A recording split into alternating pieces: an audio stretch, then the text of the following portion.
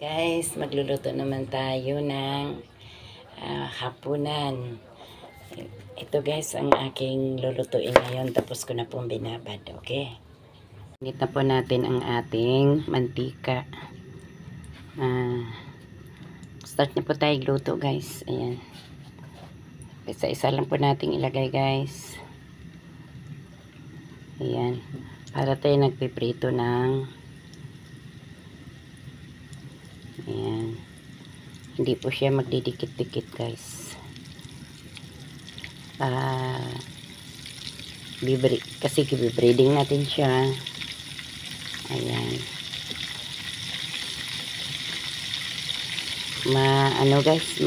Medyo may tiyaga lang ka guys dito sa ating dilis.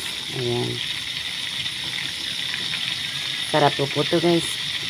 Masarap po to guys, pang ulam, pampulutan o ano man. Mag-ano lang po tayo guys kung ano ang ating sausawan nito. Labi siguro ang sausawan guys ay maging manghang.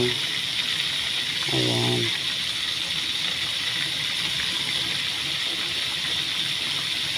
Ito po yung ating iulam ngayon guys. Minsan hindi naman po tayo puro karne, mag-iba naman po tayo. Ayan.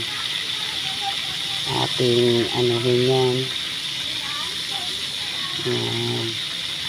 Yan guys, hindi na po natin patong-patungan yan kasi hindi na po didikit yan kasi nakakaano na po yan.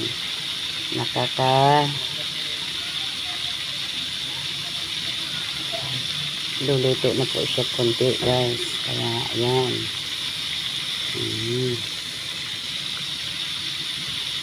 Ayan guys. Dahil marami ang mantika natin, pwede po natin pagpatungin yan. Ayan, habang kaya ng mantika. Pinatong ko lang guys yan kasi yan siya ay medyo naluluto na, nauuna na, hindi na po didikit yan. Ayan. Ayan guys, okay na po yan.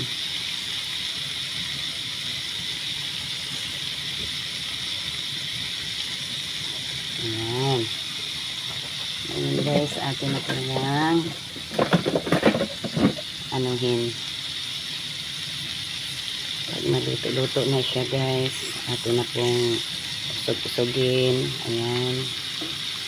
Kung kaya niya yan, maluluto na yan mamaya. Ayan. Dali lang po to guys maluto, hindi po to mahirap. Pwede din natin dagdagan pa guys kasi may space pa naman. Ayan. Para makatipid tayo ng gas.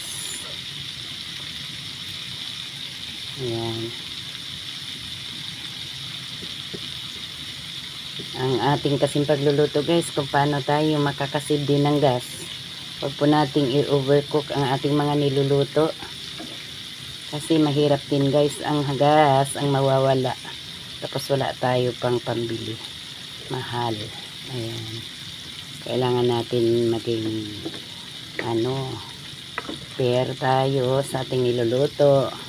Lutuin natin ng maayos pero kailangan din natin na kantsahin na huwag naman nag-overcook na sobrahas luto kasi tayo din ang mapoprohisyo guys. Okay na po to guys. Atin lang po nilalagyan tissue guys ang ating parang hindi siya kasi to siya guys, babad sa mantika. Ayan.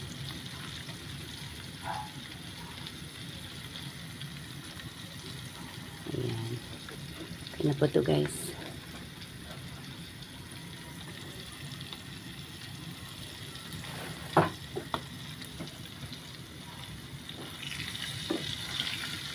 Ayan.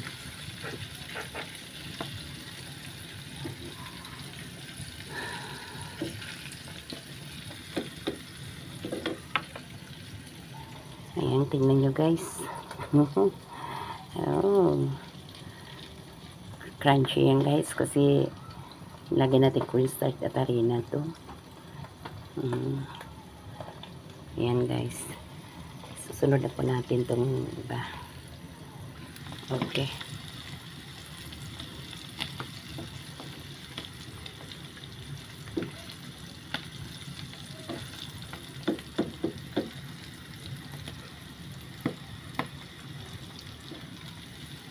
Ayan.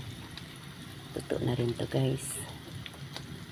Pag ito'y wala ng bula guys,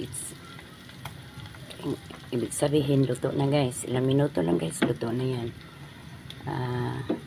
Inaano lang po niya guys ang kanyang basa. Ayan.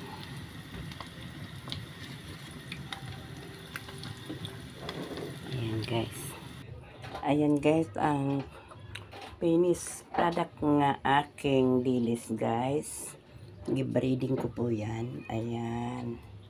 Ayan guys, napakarami. Ayan. Marami na po makakakain guys. Yan. Ayan.